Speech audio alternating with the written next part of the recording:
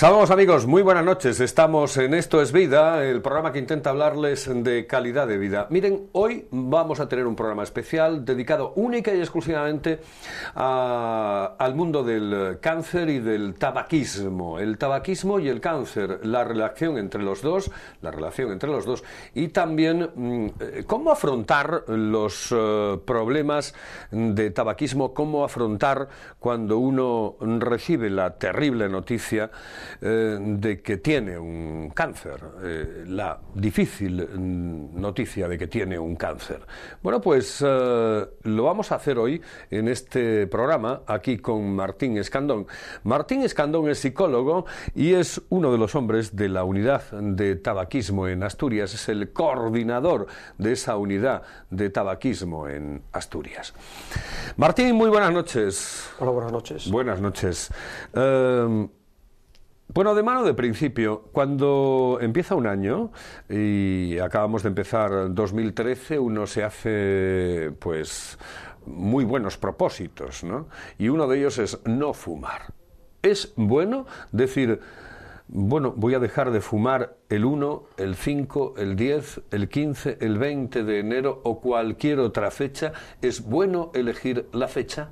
Bueno, yo te diría que no es que sea bueno, es algo imprescindible. Y de hecho, a mí siempre que me hacen alguna entrevista, y bueno, a lo largo de las entrevistas es muy frecuente esta pregunta de ¿y qué es imprescindible para dejar de fumar?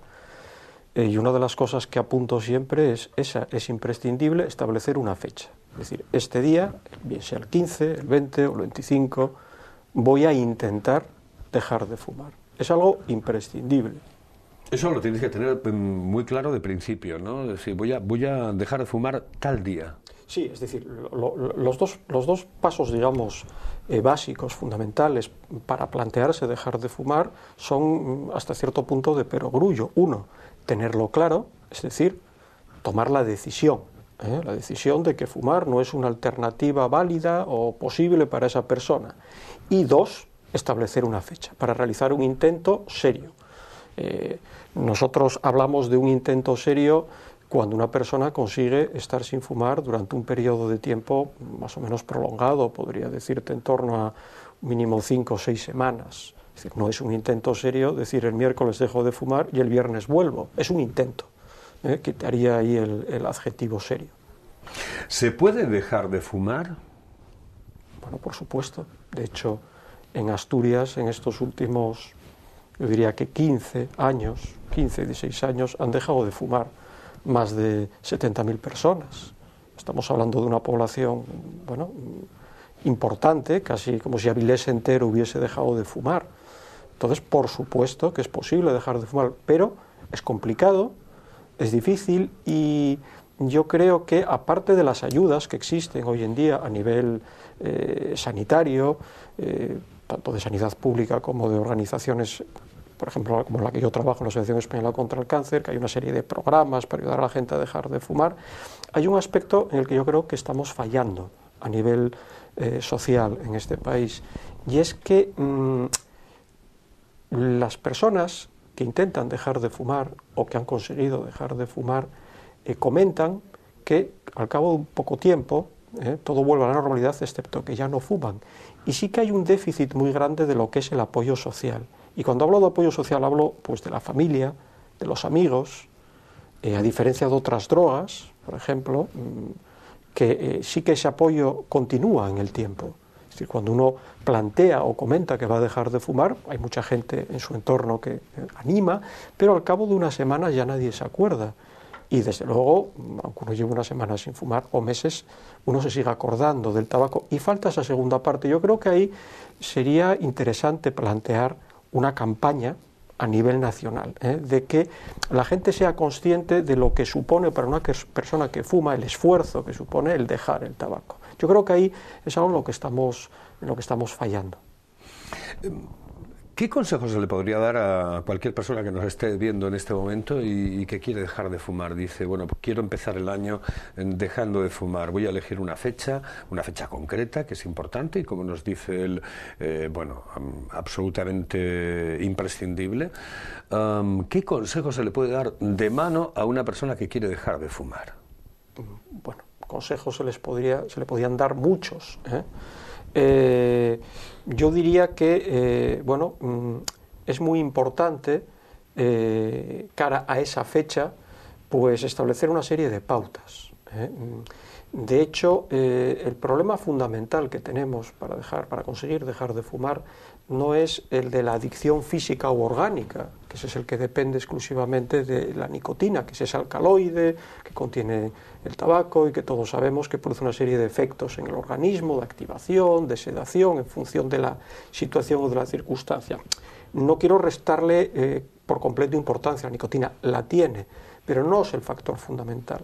El motivo fundamental por el cual nos cuesta tanto trabajo dejar de fumar a veces es porque hay cantidad de circunstancias, situaciones, rutinas que tenemos en nuestra vida diaria que van acompañadas del cigarrillo. Por ejemplo, el café.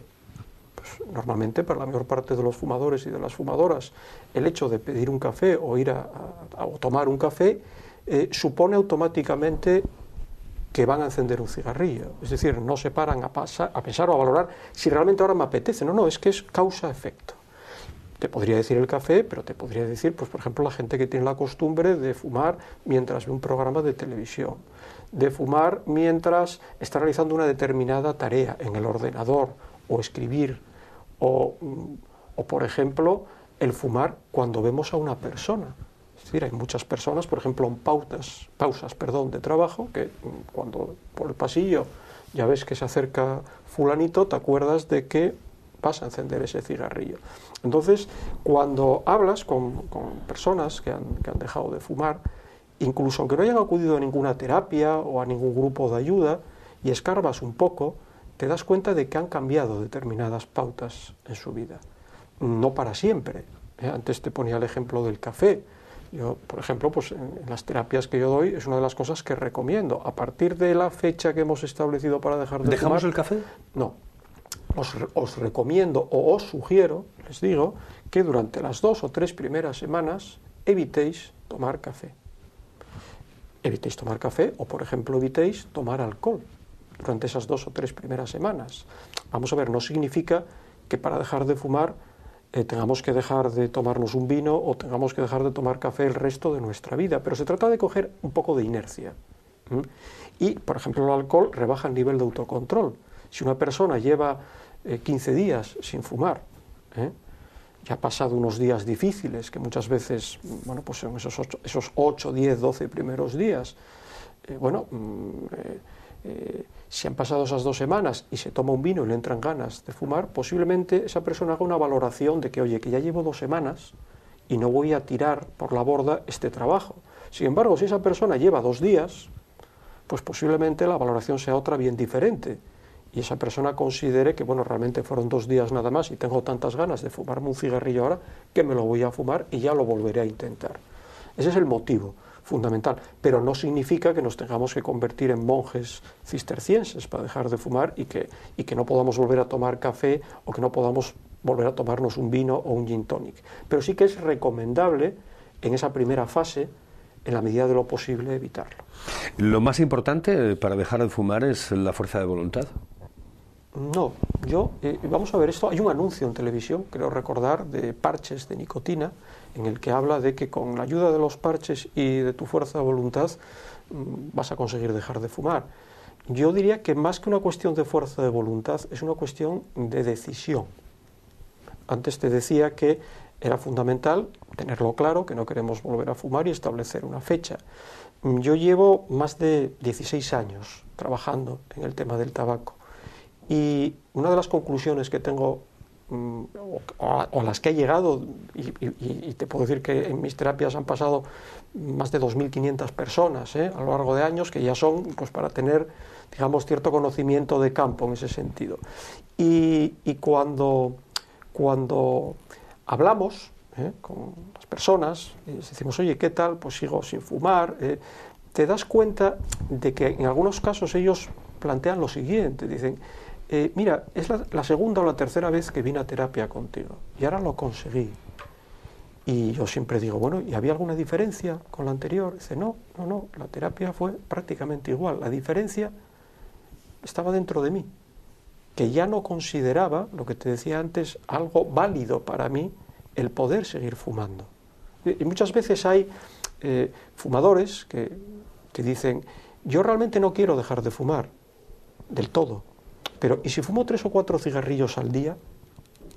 Que es un problema, bueno, a nivel orgánico asumible, pienso yo, y digo, sí, ya, pero es que aquí no existen las medias tintas, porque es muy difícil que si tú eres un fumador medio de cajetilla al día puedas prolongar durante mucho tiempo eso de los 3 o 4 cigarrillos al día. El autocontrol necesario para realizar eso es enorme, y yo diría que incluso el sufrimiento que te va a generar es mayor que dejarlo. Entonces, está claro que hay que tenerlo claro. Y cuando tengamos alguna duda respecto a si queremos dejarlo o no, yo normalmente sugiero a esas personas, bueno, pues que esperen antes de plantearse intentarlo. Hay una figura dentro de los fumadores que llamamos los contempladores crónicos, es decir, hay unas fases que establecemos de los fumadores que intentan dejar de fumar, que es un modelo de Prochaska y Di Clemente, que habla de precontemplación, contemplación, preparación para abandonar el tabaco, y en la contemplación hay una subclase, que son lo que llamamos los contempladores crónicos. Esto me imagino que bueno, pues los televidentes en algunos casos se van a sentir identificados con esto que digo yo. Los contempladores crónicos son esas personas que cuando se les pregunta, por ejemplo, si yo te dijese, a ver, Carlos, ¿eres fumador? Y tú me dices, sí. ¿Quieres dejar de fumar? Y tú me dices, sí. Y yo te digo, bueno, hoy estamos a día 2, o día 3 me parece. ¿Qué te parece si establecemos como fecha para hacer un intento serio el 28 de este mes? Y tú me contestas, es que el 28 no me viene bien. No me viene bien porque este es un mes de mucho trabajo. Entonces, vamos a esperar un poco. Pregúntame un poco más adelante. Perfecto. Y yo te llamo en abril y te digo, oye, Carlos, ¿qué tal llevas lo del tabaco? No, estoy ahí convencido de que lo quiero dejar. Bueno, ¿y qué te parece? No, ahora no, porque es que mira, llega la Semana Santa y me voy a ir unos días hasta Alicante, entonces vamos a dejarlo, pero estoy ahí en ello yo, Vale, y te llamo en junio.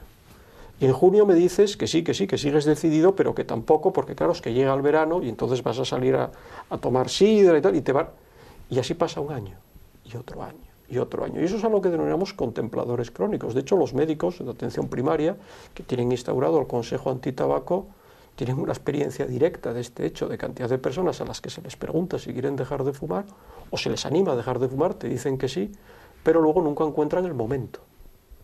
Y eso, claro, pues es volver a lo de antes, a lo de la fecha. Martín, influye mucho por lo que me comentas el entorno, evidentemente, pero claro, el entorno, ¿cómo cambiar el entorno? Cuando te refieres al entorno, te refieres a la las gente amistades, que te rodea, a los hábitos que tienes, a lo que haces habitualmente, pues claro, eso es más complicado, ¿no? Bueno, es que el entorno evidentemente no está al alcance de un individuo el poder cambiarlo. Es decir, lo que no se puede plantear es, si yo tengo una pareja y mi pareja fuma y yo quiero dejar de fumar, entonces, bueno, aprovecho la coyuntura y me separo, o creo que eso es una postura radical. Yo lo que sí que creo es que lo que le podemos es pedir a nuestro entorno próximo, es decir, pareja, familia, amigos, que nos apoyen. Y nos pueden apoyar pues, de un modo tan sencillo como, por ejemplo, si convivimos con una persona y decimos, oye, a partir del día 28 voy a hacer un intento de dejar de fumar. Entonces, te pido que en la medida de lo posible procures, por lo menos los primeros días, no fumar delante de mí, que la cajetilla no la dejes al alcance de mi mano, y bueno, vamos a retirar ceniceros, si es que hay uno en cada habitación de la casa, y apáñatelos con uno o dos. Con los amigos, exactamente lo mismo. Es decir, lo que no podemos es imponer, decir, oye, vamos a ver, como yo quiero dejar de fumar, tú tienes que dejarlo también, en absoluto, ¿no? ¿Es bueno dejarlo en pareja o en grupos? Es decir, tengo un grupo de amigos que dice, bueno, pues llegamos a la conclusión de que realmente no queremos seguir fumando. ¿Es bueno hacerlo? Bueno, no es que sea bueno, es estupendo. Yo, de hecho, aunque a veces hago alguna terapia individual, yo soy de la opinión de que todo lo que sean conductas adictivas, lo mejor son las terapias de grupo. si tú quieres dejar de fumar, tienes una pareja y tu pareja se anima también a intentarlo, es estupendo, porque además ahí, aparte de que se establece una sana competencia, en los momentos de debilidad, pues a veces cuando flaquea uno está el otro para apoyar, ¿eh? Entonces yo creo que es algo que ayuda muchísimo. ¿Tienes estipulado, por la experiencia que tienes, los momentos en el día en los que un fumador realmente tiene una dependencia mayor, supongo que psicológica, del tabaco? No, porque eso es algo muy variable. Antes te decía que la dependencia psicológica tiene que ver con ese factor que te comentaba de las rutinas, ¿eh? Pero tiene mucho también de conducta social, de conducta aprendida. Por ejemplo, la tendencia de los fumadores es a fumar más en compañía de otros fumadores. Pero esto no es algo matemático, es decir, hay personas que te dicen, no, yo solamente fumo solo. Cuando estoy por ahí o me voy a tomar un vino, ahí no me apetece fumar. Pero en general la mayor parte de la gente fuma más cuando está acompañada de otros. Y respecto a horas, no, hay gente que te dice que el momento en el que más disfruta, entre comillas, del cigarrillo, pues es el que se fuma pues cuando se levanta por la mañana, como el primer café del día. Tendría una explicación lógica, claro, si tú a lo largo de la noche estuviste durante 7 u 8 horas sin fumar, bueno, pues claro, te levantas con muchas ganas. Hay gente que te comenta que lo peor es por la tarde. Claro, hay una serie de pautas generales en lo que es la adicción al tabaco, pero cada persona es un mundo. Entonces, nunca se puede generalizar. Yo, de hecho, en las terapias que doy, en los cursos que doy de deshabituación, siempre les digo que hablo en general y de que las cosas que yo les comento allí, habrá algunas con las que se pueden sentir identificados y utilizar, y otras pues que pueden darse cuenta de que no va con ellos en absoluto. Claro, porque supongo que en este tema, como en todos los temas que afectan a la psicología, a la psique, cada persona es un mundo. Por supuesto. Por supuesto. Y no solamente cada persona, hablo a nivel de lo que es, digamos, su estructura de pensamiento, sino evidentemente todos los factores que rodean a esa persona, pues a nivel de familia, de trabajo, de amistades, lo cual hace, bueno, pues que el tema sea excepcionalmente complejo. Claro, siempre que hablamos de psicología, cuando a veces la gente se queja de que, bueno, es que la psicología o los psicólogos, sí, diagnosticáis bien, pero luego a la hora de buscar soluciones, y bueno, es que la complejidad es extrema. Es como, Martín, ¿qué es más importante, la dependencia química, es decir, la dependencia que tienes de las sustancias que tiene el tabaco, o la dependencia psicológica? ¿O van las dos íntimamente ligadas? Bueno, vamos a ver, si hiciésemos una especie de queso, estos que se utilizan cuando hay elecciones, yo diría que la dependencia física tendría una responsabilidad en porcentajes de en torno al 30%. Y lo otro, el otro 70%, pues sería una dependencia psicológica y social. Claro, todo esto es matizable, porque si hablamos de una persona que fuma 3 cajetillas al día, pues evidentemente ya esto que yo te estoy diciendo posiblemente no sea cierto. Yo te hablo de este porcentaje cuando tenemos en cuenta o establecemos la pauta del fumador medio, que es el del fumador que fuma en torno a una cajetilla al día. Alguien que fume 8 o 10 cigarrillos, bueno, pues la dependencia física aún menos. Alguien que fuma 3 cajetillas, en principio la dependencia física es mayor, pero incluso esto que te estoy diciendo también a su vez es matizable, porque no todo el mundo fuma igual.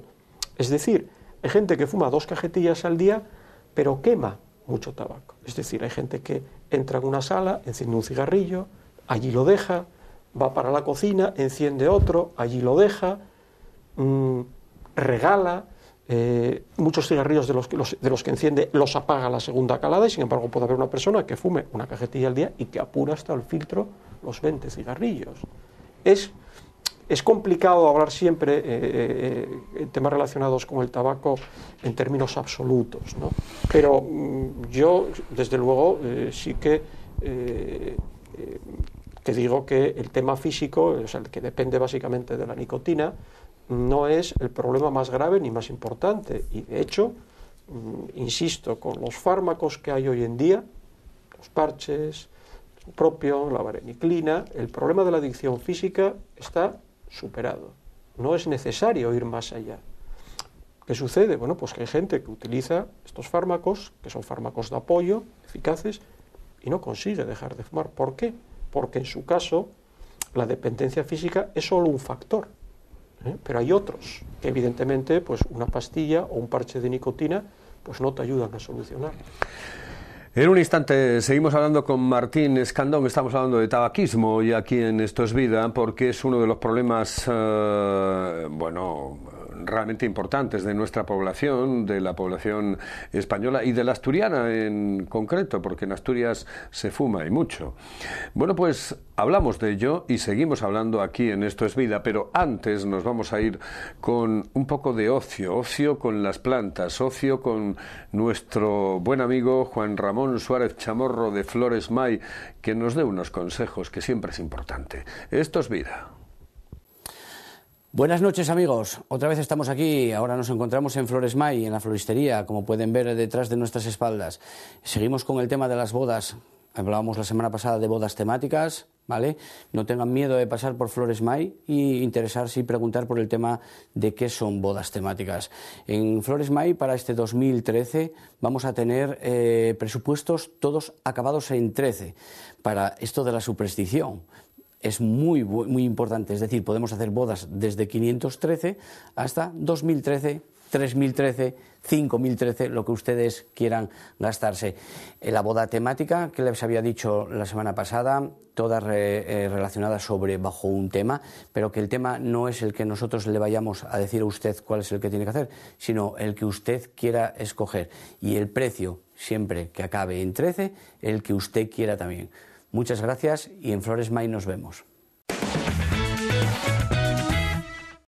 Continuamos adelante, esta es la sintonía de Teleasturias, estamos en Esto es Vida con Martín Escandón, es psicólogo, está en la unidad de tabaquismo de Asturias y está en esa lucha contra el cáncer, en esa asociación de la lucha contra el cáncer en nuestro Principado de Asturias. Estamos hablando de tabaquismo, estamos hablando de cómo dejar de fumar. Yo no sé, claro, te preguntaba al principio, Martín, si hay consejos que se pueden dar. El primero que me decías, dice, establecer un día. Bueno, primero querer, ¿no? Porque claro, si no quieres, difícilmente lo vas a dejar. Yo diría que más que difícil, es decir, es imposible. Posible, ¿no? Es imposible, porque, claro, una de las cosas de la que están convencidos la mayor parte de los fumadores es de que les gusta fumar. Muchas veces la gente me dice, es que me gusta mucho fumar. Y yo, es algo sobre lo que discrepo. ¿Tú has fumado alguna vez? Sí, sí, por supuesto. ¿Sí? ¿Y lo has dejado así? Sí, yo soy un fumador que no fuma. De hecho, de lo que estoy en contra totalmente es de esa denominación de exfumador. Y además yo creo que es algo que no es cierto, no es real y que también hace daño. Es decir, yo creo que una vez que nos convertimos o que somos adictos al tabaco, lo somos para el resto de nuestra vida. Lo que podemos es dejar de fumar, pero seguimos siendo adictos. El ejemplo que pongo siempre es el mismo. Con el alcohol, vamos a comparar el tabaco con el alcohol, que es otra droga, digamos, legal y de uso habitual en nuestra sociedad. Yo nunca he oído a nadie decir que una persona exalcohólica o exalcohólico, ¿no? Se dice, fulano tal dejó de beber porque tenía un problema con el alcohol. Claro, es muy habitual decir, es que fulano es exfumador. ¿No? Fumador no, es una persona fumadora y que no fuma, con lo cual ha solucionado el problema. ¿Por qué te digo que es importante? Es decir, no soy tiquismiquis, es importante esta cuestión porque así se evitarían determinados comportamientos a nivel social. Es habitual, relativamente frecuente, en las bodas, pues cuando por ejemplo la gente habla de fumarse un cigarrillo, que no, llevo 15 días sin fumar. Bueno, hombre, pero un día es un día, fúmate el cigarrillo. Y bueno, hay como una especie de corriente general apoyando ese consejo. Por lo menos es poco frecuente que alguien diga algo. Sin embargo, si alguien comentase que lleva X meses sin beber y que está en una boda, que le apetece tomarse un gin tonic, y alguien en la mesa le dice, bueno, pues tómate un gin tonic porque un día es un día, pues probablemente dentro de ese grupo de personas, pues habría más de una que llamarían la atención, oye, mira que fulano tiene un problema con el alcohol, no lo animes a beber. Entonces, sí, soy un fumador que no fuma. Y creo que me preguntabas si lo había dejado así de... Sí, sí. Bueno, claro, yo creo que es muy importante buscar motivaciones para dejar de fumar. Y es difícil que la misma causa motive a todo el mundo. En mi caso fue fundamental el fallecimiento de mi padre.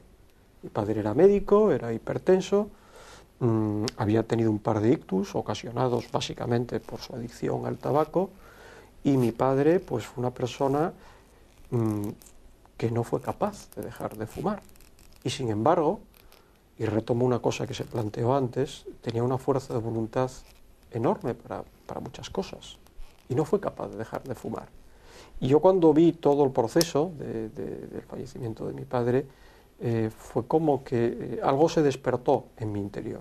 Y dije, bueno, esto realmente es un tema serio cuando alguien que sabe, porque tiene el conocimiento y ha tenido avisos serios, que esto es algo que, bueno, pues le está destruyendo, está acabando con él, no es capaz de dejarlo, hay que tomárselo en serio, hay que tomárselo en serio.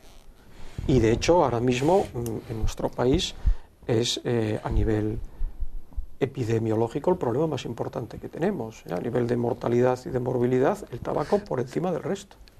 ¿Tiene culpa, y en este momento no estamos hablando de una cuestión psicológica, pero ¿tiene culpa el Estado de mucho de lo que nos está pasando con el tema del tabaco?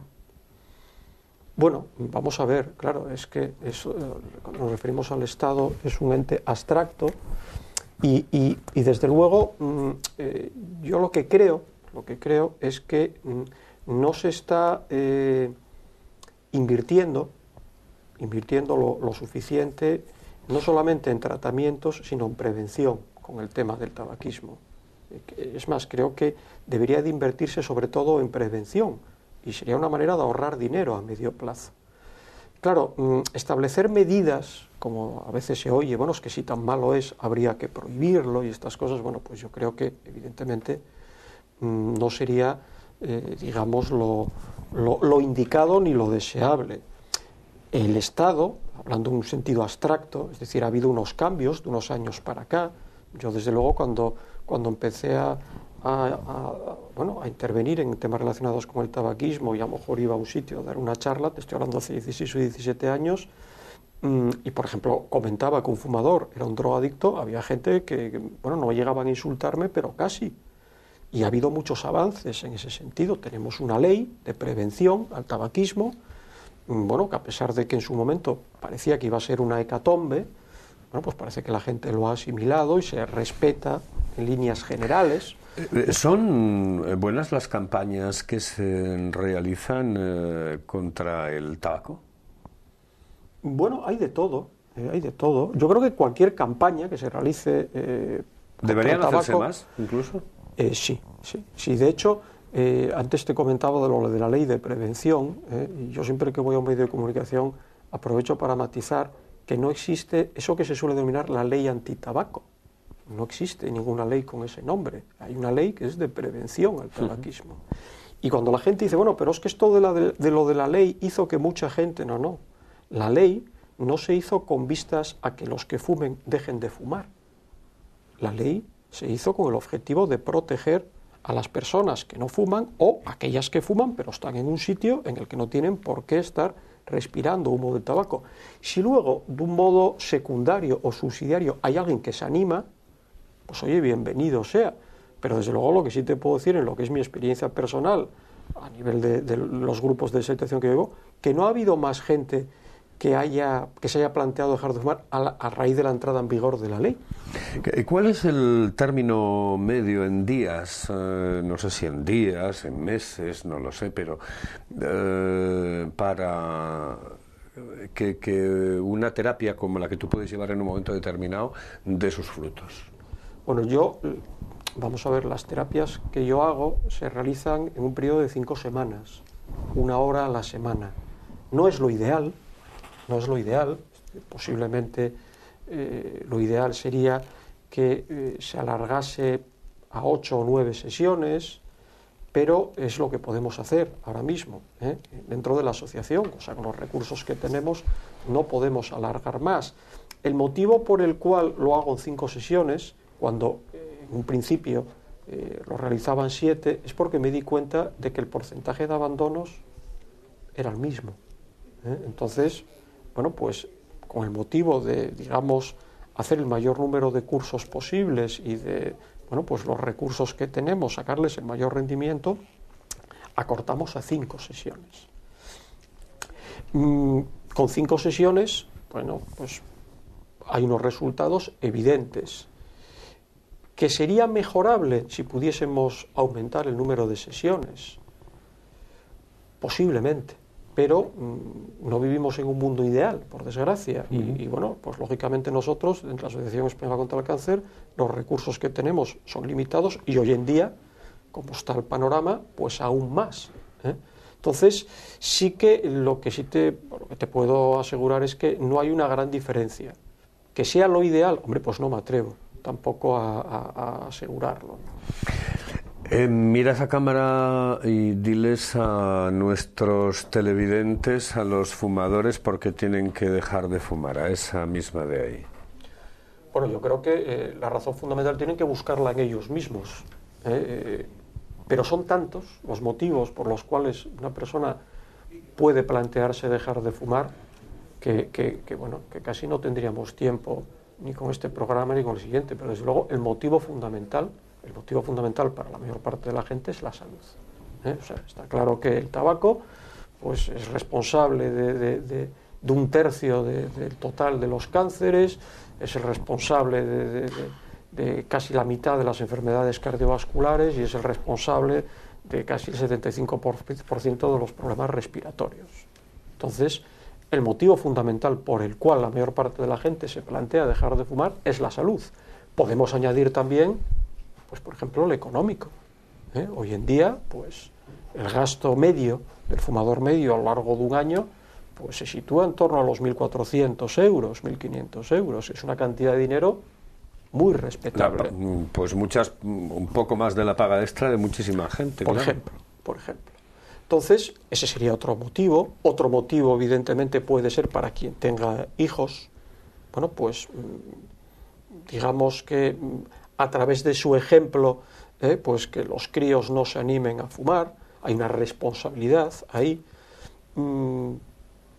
Bueno, podríamos seguir, pero yo creo que la salud, la parte económica, el tema de los críos, y luego, bueno, también hay mucha gente que te argumenta que una de las razones o motivaciones fundamentales para dejar de fumar es esa sensación de dependencia tan molesta que se siente a diario de tengo que estar pendiente de comprar tabaco o de a dónde puedo ir que pueda fumar. En definitiva, calidad de vida, que yo creo que es importantísimo, ¿no? Calidad de vida para el tiempo que estamos aquí, que tampoco es tanto, pues por lo menos vivirlo de la mejor manera posible, ¿no? Así que vamos a intentar dejar todos de fumar. Martín, seguimos hablando de otras cosas dentro de un momento, pero hay unos talleres que son gratuitos para dejar de fumar. Cuéntame. Sí, nosotros en la asociación ofertamos a todos los obetenses unos talleres de desintoxicación. Hablamos para toda Asturias, acuérdate, aquí hablamos para toda Asturias. Sí, no, bueno, esto vamos a ver, hablo de los obetenses, pero asimismo también la unidad de tabaquismo de la asociación, muchas veces nos desplazamos a otras zonas, normalmente a través de los ayuntamientos, que solicitan, oye, nos interesaría un grupo de esto de situación aquí. Ahora, por ejemplo, pues en este trimestre creo que voy a tener uno en Pola de Lena, voy a tener otro posiblemente en Arriondas también, en Mieres solemos hacer casi todos los años, pero bueno, siempre tiene que ser solicitándolo a través de la Junta Provincial, que el teléfono es 985 20 32 45, en horario de mañana. Animo a todas aquellas personas que quieran dejar de fumar a que llamen y que soliciten su inscripción en un grupo. Claro, lo que no puedo garantizar es si alguien me llama, por ejemplo, pues de Campo de Caso, pues que vayamos a hacer un grupo allí, pero desde luego en Oviedo, que los hacemos con regularidad, puede desplazarse si quiere y asistir al mismo. Pues ya lo saben, si quieren dejar de fumar y quieren un taller gratis, el 985 20 32 45, ese es un taller que va a intentar que ustedes dejen de fumar, y yo creo que si quieren, y ahora que acabamos de comenzar 2013, yo creo que lo podemos conseguir, pues vamos a intentarlo, vamos a hacerlo, y si quieren llamar a ese teléfono ya lo saben, es absolutamente gratuito el taller. 985 20 32 45. Seguimos hablando con Martín Escandón, psicólogo, en un instante, después de escuchar unos consejos maravillosos que nos va a ofrecer nuestro buen amigo Pablo Cano de la Clínica de Fisioterapia Pablo Cano. Hola, seguimos con nuestros consejos. Hoy vamos a hablar de cervicalgia. ¿Qué es la cervicalgia? La cervicalgia es una patología compleja, grande. Se produce por dolor cervical con irradiación o no inervación al brazo. Se llamaría bradicalgia. Esta patología está asociada a esguinces cervicales por accidentes de tráfico y contracturas de trapecio. Como dijimos antes, la cervicalgia engloba una gran cantidad de patologías. Por ejemplo, la tortícolis. La tortícolis, ¿quién no ha tenido una tortícolis que levantarse un día por la mañana y no poder girar el cuello hacia un lado? Otra patología es procesos degenerativos, como la artrosis, a que suele afectar generalmente en vértebras de C5, C6, C7. Desviaciones del raquis, como la cifosis, la escoliosis, la lordosis. Como dijimos antes, contracturas de trapecio, esguinces cervicales, hombros dolorosos, vértigos y patología de hernias discales. Profesiones en que es bastante frecuente esta patología de cervicalgia. Personas que trabajan con el cuello mucho tiempo agachado, dícese por ejemplo de informáticos, secretarias o personas que pasan al revés, con el cuello mucho tiempo hacia arriba, jardineros. La clínica que se presenta a esta patología suelen ser dolor funcional de la musculatura, contractura, sensación de mareo, dolores de cabeza, impotencia funcional que nos cuesta hacer movimientos. Tratamiento que realizamos, una parte farmacológica, suministrada por el médico, relajantes musculares, AINES antiinflamatorios, y dentro de la parte de fisioterapia tenemos masajes contracturantes de todas las zonas afectadas, ultrasonidos, microondas, corrientes analgésicas para ayudar a calmar toda la zona, estiramientos de toda esa musculatura para aliviar, ejercicios posturales para que el paciente los pueda hacer luego en su casa. Bueno, esto ha sido todo por hoy. El próximo día otro consejo más. Seguimos adelante, esta es la sintonía de Teleasturias, estamos en Esto es Vida, estamos con Martín Escandón y afrontamos esta recta final del programa. Nos quedan ya prácticamente 15-16 minutos para el final de este programa, de este Esto es Vida de hoy, hablándoles del cáncer y de la forma de afrontar psicológicamente esa enfermedad. Yo decía al principio, bueno, es terrible la noticia de que te den un diagnóstico de cáncer, pero hay que quitarle hierro al asunto. Y sobre todo hay algo muy importante, hay que dejar de tener miedo a pronunciar esa palabra, cáncer, ¿no? Y yo creo que es algo importante, ¿no, Martín? Es algo muy importante. De hecho, antes de iniciar el programa estuvimos comentando la repercusión que podía tener el que los medios de comunicación se hiciesen eco de cuando un personaje famoso pues es diagnosticado con es importante, porque quiero empezar por ahí porque, bueno, en los medios de comunicación últimamente pues está el cáncer que padece Tito Vilanova, el entrenador del Fútbol Club Barcelona. Es importante, Tito, que realmente primero se desmitifique de alguna manera la palabra, que se le extraiga todo ese contenido tan terrible que tiene la palabra cáncer y que aparezcan personajes públicos que digan, sí, tengo cáncer y lo estoy superando.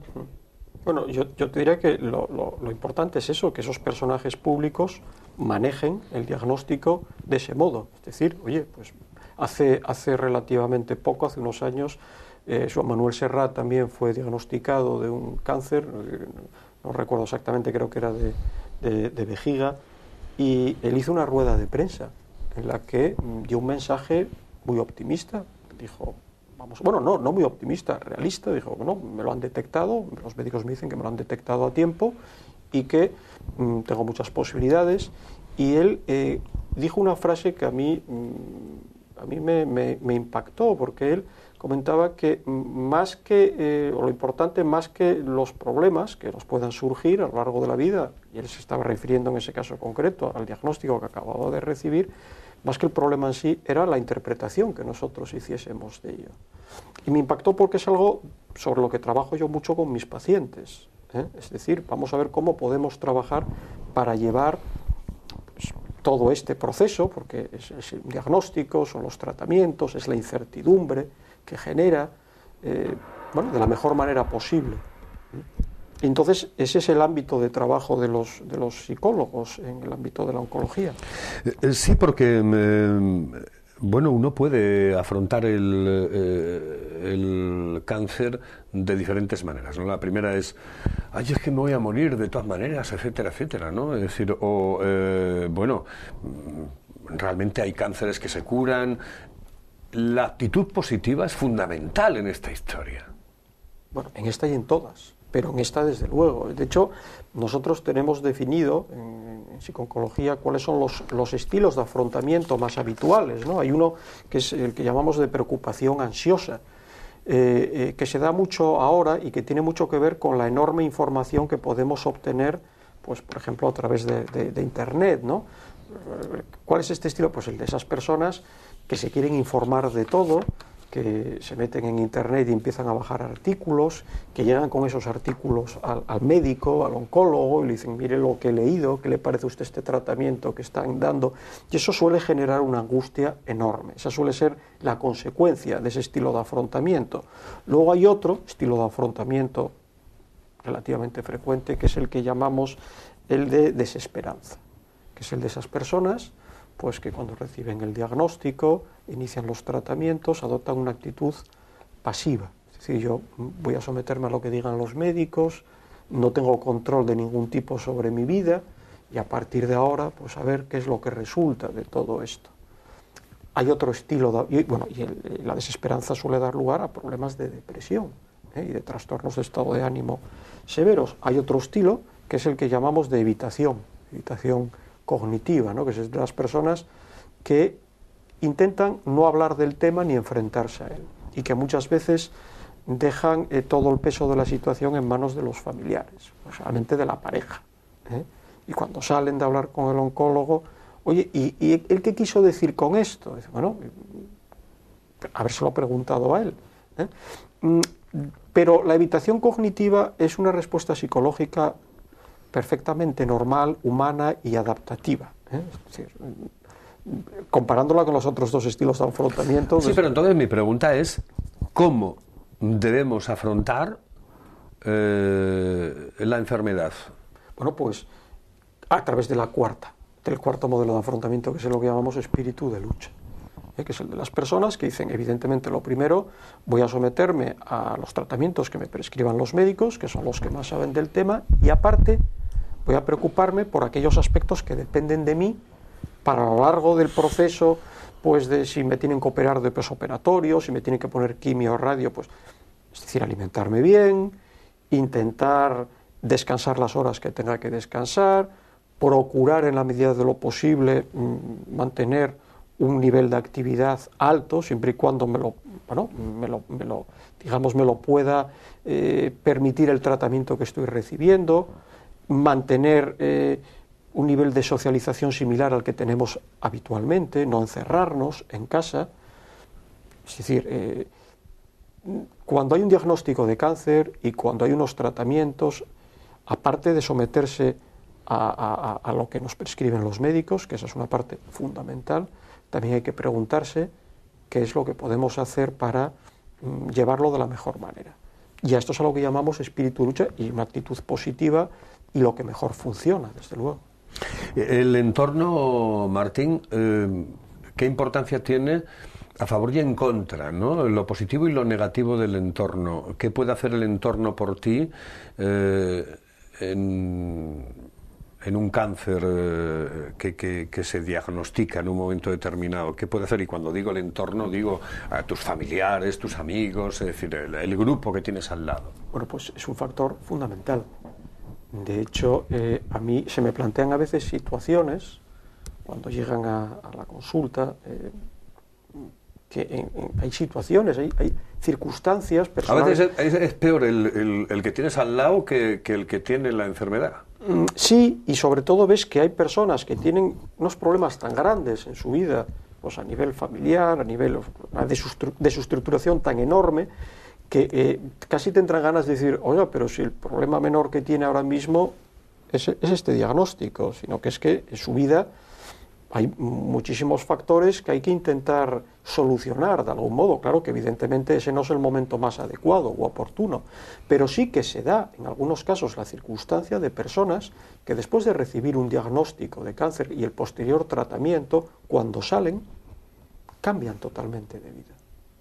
Y eso es algo que sucede con cierta frecuencia. Cambian, evidentemente, en algunos aspectos. Bueno, yo he visto, yo te lo digo de verdad, a lo mejor puede que haya gente que no me crea, pero yo he visto personas con cáncer cercanas a mí que han cambiado para mucho más positivo. Es decir, que les parece a ustedes, seguramente les dirán, es alucinante. Pues, no, es que es al revés. Han cambiado para muchísimo más positivo, es decir, ven la vida de otra manera completamente distinta. Yo no sé si esto suele suceder, Martín. Sí que sucede, porque la gente, claro, lo relativiza todo. Yo recuerdo cuando empecé a trabajar en esto, que me encontré al cabo de unos meses con un amigo, compañero, y me preguntó que si había algo que me llamaba la atención. Y yo le dije, sí, fíjate, hay una cosa que me ha llamado la atención, y es que en el fondo la gente piensa que no se va a morir nunca. Claro, si te dicen, oye, que tienes un cáncer, vamos a ver, hay muchos cánceres hoy en día que se superan, pero es como una llamada a la puerta de, oye, que no vas a estar aquí para siempre. Y eso hace que la gente cambie muchos modos y en muchas maneras lo que es su estructura de pensamiento y de entender la vida, y determinados aspectos o problemas que antes les parecían de capital importancia. Banalizamos muchísimas cosas que realmente en otras circunstancias no haríamos, ¿no? Por supuesto. Es banalizar las cuestiones de la vida que deberíamos de banalizar sin tener ninguna enfermedad, pero que acabamos banalizando teniendo la enfermedad. Es decir, que la llamada nos la hace la enfermedad en un momento determinado. Esto es como cuando se dice a alguien, bueno, vamos a ver, tú ahora mismo pues tienes un diagnóstico, te van a poner un tratamiento, pero los días que estés bien, disfruta. Claro, yo digo, ese es un mensaje válido para todo el mundo. Claro. Lo que pasa es que a veces uno necesita un mazazo para darse cuenta de ello. Y evidentemente que un diagnóstico de este índole supone un mazazo, Sí, es algo que nos suele suceder cuando a alguien de nuestro entorno le sucede algo, ¿no? Es cuando empiezas a banalizar las cosas y dices tú, madre mía, lo más importante en la vida es disfrutar el día a día, el saber que día a día tenemos que disfrutar de la vida, que tenemos que disfrutar del momento, de los segundos, de los momentos alegres, y que la felicidad está en disfrutar de esos momentos alegres que tenemos cada día, ¿no? Y muchas veces, claro, es una llamada a decir, bueno, es que aquí estamos de paso, siempre. Mira, yo recuerdo cuando yo llevaba unos meses solamente trabajando, que tuve un paciente que tenía un carcinoma de pulmón ya muy avanzado, con metástasis. Bueno, el hombre sabía, además era un hombre con preparación y estaba informado, bueno, pues que posiblemente le quedaban unos meses de vida, que, bueno, por desgracia al final se cumplió. Y yo aprendí muchísimo de esta persona, porque él me comentaba cómo habían cambiado algunos aspectos de su vida y cómo iban cambiando a diario. Y recuerdo, por ejemplo, un día que llegó y me comentó, dice, oye, Martín, ¿hace cuánto tiempo que no has visto amanecer? Y yo decía, bueno, pues así haciendo memoria, pues recuerdo una fiesta en la que estuve no me refiero a que llegues después de estar por ahí tomando copas con amigos y que coincida que que te hayas levantado y que te hayas sentado a contemplar el amanecer. Y dije, pues la verdad es que no lo recuerdo. Pues yo, me decía él, lo hago ahora todos los días. Y es algo de lo que disfruto muchísimo. Claro, posiblemente para llegar a ese nivel de sensibilidad, por desgracia, a veces hay que estar en una situación como la que estaba este hombre. Lo ideal, evidentemente, es valorar este tipo de cosas sin tener que llegar a esa situación. Y claro, cuando las personas que tienen un problema de salud que puede ser importante lo superan, muchas veces se produce esa transformación, de que voy a empezar a fijarme y a valorar cosas que antes, bueno, pues no tenía en cuenta o no disfrutaba como debería. Cuando se afronta la enfermedad, cuando te comunican la enfermedad, ¿es bueno que la compartas con los demás? Bueno, yo diría que, claro, no se puede generalizar, pero en principio, desde luego, creo que es una buena sugerencia. Y cuando me refiero a compartirlo con los demás, evidentemente todos tenemos un grupo de personas en nuestro entorno a las que, si nos paramos a pensar, seguro que consideramos que es importante comunicárselo. Evidentemente lo que no es necesario es, bueno, pues publicarlo o hablar de ello con todo el mundo, aunque hay gente que lo hace también y que le sienta bien a ellos. Ahora sí que creo que dentro de lo que es nuestro grupo, pues de amigos íntimos y de familiares, creo que es bueno comentarlo, comunicarlo. Eso sí, y eso es algo que siempre les digo, hay que ser muy asertivos y hay que tener muy claro que es el afectado el que decide cuándo hablar, de qué modo hablar y cómo hablar. Y eso hay que respetarlo. Si tú tienes un amigo y te comenta que le acaban de diagnosticar y tal, tienes que ser tú el que le permita a él marcar la pauta. Y yo creo que eso es un buen consejo en general. Es decir, bueno, pues una vez que lo sé, vamos a hablar del tema cuando tú quieras. Y si no quieres que hablemos del tema, si quieres que hablemos de fútbol, de teatro o de música, pues hablamos de otra cosa. Ha cambiado muchísimo, en cualquier caso, la forma de afrontar de la gente la enfermedad y hablar de esta enfermedad públicamente, ¿no? Yo creo que en los últimos años hemos mejorado en esto. Hombre, ¿no? Claro, los tratamientos médicos han avanzado muchísimo y, bueno, pues hay determinados cánceres en los que hay muchas posibilidades, cogidos a tiempo, pues de sobrevivir al cáncer y de seguir adelante en la vida. Entonces eso hace que, a pesar de que todavía hoy en nuestra sociedad la palabra cáncer provoca unos miedos casi ancestrales, bueno, pues cada vez sea más sencillo poder hablar del tema.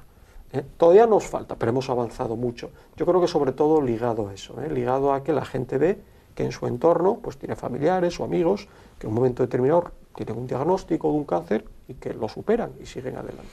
Te decía si era importante el entorno. ¿Cómo puede mejorar el entorno la vida de la persona que padece cáncer? Bueno, pues sobre todo facilitándole una serie de cuestiones que esa persona puede necesitar. Pues, por ejemplo, si una persona está recibiendo un tratamiento de quimioterapia, pues en algunos casos, algunos de estos tratamientos producen que durante unos días esa persona tenga problemas a la hora de ingerir determinados alimentos, o sienta náuseas, o, pues evidentemente el entorno pues puede facilitarle pues en cantidad de aspectos, en cuanto, oye, pues te puedo hacer algo de comida que puedas ingerir, te puedo acompañar si te apetece a esta consulta o a esta otra, te puedo recomendar un buen libro que te pueda ayudar. Yo creo mucho en la biblioterapia, en la cineterapia, creo muchísimo en la terapia asistida con animales. Creo que para alguien, por ejemplo, pues que está en una situación de estas, pues tener un animal con el que poder interactuar le viene muy bien. Porque, claro, el tema es un descanso activo, es decir, muchas veces la tendencia de las personas es a encerrarse en casa. Y si tienes, por ejemplo, pues un perrito que tienes que sacar a pasear, hombre, salvo los días que estás realmente mal, pues eso te obliga a salir. Pero vamos, digo, un perrito como te puede obligar a salir a pasear con un sobrino o con un hijo o con un nieto. Pero sí que el entorno puede facilitar muchísimo todo lo que es el proceso o, como hablábamos antes, pues puede dificultarlo. Es decir, hay que facilitar la vida. Yo siempre les digo a las personas que han recibido un diagnóstico que tienen que ser egoístas. En ese momento tienes todo el derecho a ser egoísta y a cuidarte. Y luego, cuando me refiero a ser egoísta, tampoco me refiero a convertirte en una mala persona, pero sí a ser egoísta. Y si, por ejemplo, en tu entorno hay algún familiar o algún amigo que cada vez que estás con él o con ella, pues lo único que te transmite es negatividad, pues si esa persona no actúa de otro modo, cuando está contigo, pues estás en tu perfecto derecho de decir, oye, mira, durante estos meses no nos vamos a ver, porque es que cada vez que estoy contigo vuelvo para casa peor de lo que salí. Eso que me acabas de comentar, yo creo que eso es extensivo, es decir, lo que hay que hacer evidentemente es extensivo, sin tener o no tener la enfermedad. El tipo o la tipa, y lo pongo entre comillas evidentemente, que te dé mal rollo, pues como muy lejos, ¿no? Es decir, esas cosas yo creo que siempre hay que tenerlas en cuenta. Ese que ves tú que te da como malas influencias, ¿no? Que te da como mal rollete, ¿no? Yo creo que lo que hay que hacer es dejarlo un poco a un lado, ¿o no? Sí, pero desde luego en este caso yo creo que con toda la justificación del mundo.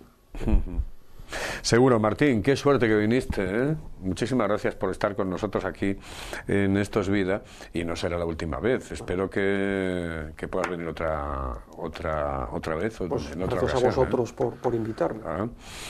Martín Escandón, que ha estado con nosotros hoy en Esto es Vida. Hemos hablado del tabaquismo, hemos hablado de cómo afrontar psicológicamente la difícil situación de afrontar un cáncer, y bueno, que el próximo jueves estaremos de nuevo aquí en Esto es Vida intentando llevarles a todos ustedes calidad de vida. Hoy lo hemos intentado con nuestro psicólogo, con Martín Escandón, aquí en la sintonía de Teleasturias en Telecable. Saludos, amigos, muy buenas noches. Volvemos el próximo martes aquí en Teleasturias. En Esto es Vida.